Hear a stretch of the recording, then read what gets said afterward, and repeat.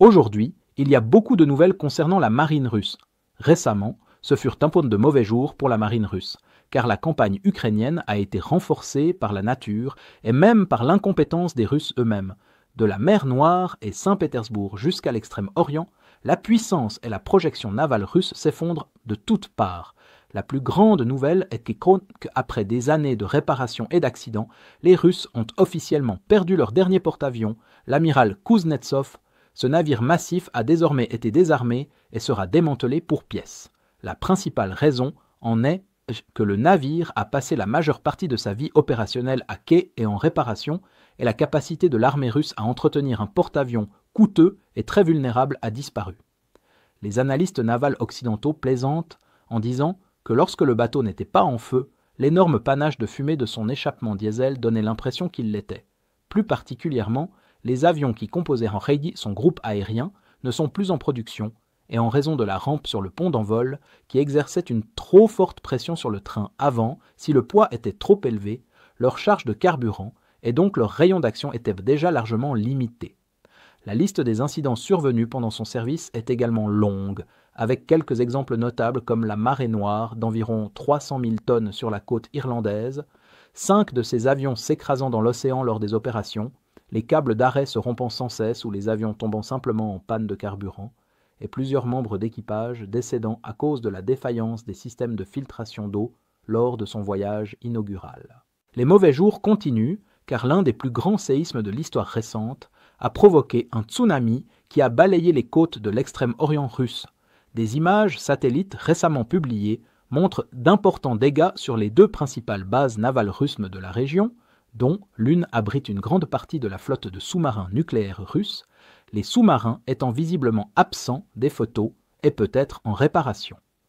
De plus, l'Académie des sciences de Russie rapporte que la partie sud du Kamtchatka s'est déplacée de 2 mètres entiers vers le sud-est à la suite du séisme, ce qui alimente les spéculations sur des dégâts bien plus importants aux installations navales russes non visibles sur les images satellites.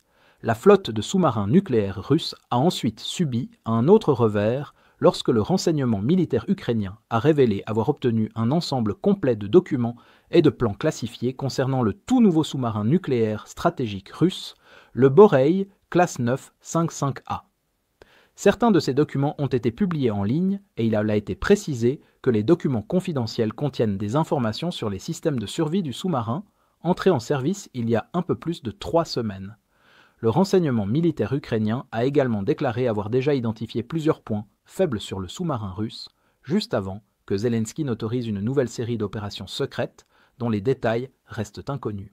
Enfin, lors de la journée de la marine, célébrant l'existence temporaire et l'histoire des flottes russes ainsi que de ces unités spécialisées d'infanterie navale actuellement engagées en Ukraine, des navires de guerre issus des 4 flottes russes devaient donc défiler et tirer des salves d'honneur dans le port de Saint-Pétersbourg, accompagnés de démonstrations aériennes et de présentations de troupes au sol. Cependant, le défilé et tous les événements associés ont été annulés pour des raisons de sécurité après qu'un unique drone ukrainien Lyuti a été repéré survolant l'oblast de Leningrad. En l'absence de rapports faisant état de frappes confirmées, il est probable que les Ukrainiens s'y avaient simplement choisi de faire voler un drone dans les environs pour que la Russie annule elle-même le défilé, incapable d'intercepter une menace potentielle venue du ciel. Globalement, la perte de leur unique porte-avions est significative car ce type de navire permet à une marine d'exercer une influence militaire forte et des capacités à l'échelle mondiale. Les dégâts considérables infligés à ces bases militaires et possiblement aussi à des navires sur la côte pacifique entraînent une grave détérioration de son influence régionale et de ses capacités de dissuasion stratégique. Le fait que l'Ukraine ait découvert des faiblesses dans les défenses du nouveau sous-marin russe, grâce à des documents confidentiels, ainsi que l'annonce de nouvelles opérations secrètes en préparation, ne fait qu'aggraver cet effet. Alors que la domination mondiale de la Russie s'effrite déjà de plus en plus, et que les parades censées contrer cette tendance sont annulées, il s'agit d'un nouveau coup dur pour la pertinence géopolitique militaire russe, alors que la pression s'accentue sur des moyens terrestres russes déjà sous tension. Si vous êtes contre l'invasion de l'Ukraine et que vous souhaitez soutenir le travail que je fais, pensez à vous abonner à notre site d'actualité indépendant. Vous y trouverez nos analyses stratégiques exclusives, des aperçus complets de tous les fronts et des vidéos d'analyse tactique régulières. En vous abonnant, Vous montrerez non seulement votre soutien à cette chaîne, mais vous aiderez également à défendre le journalisme indépendant. Le lien vers notre site est dans la description. Merci d'avoir regardé ce reportage et je remercie tous ceux qui ont décidé de nous rejoindre.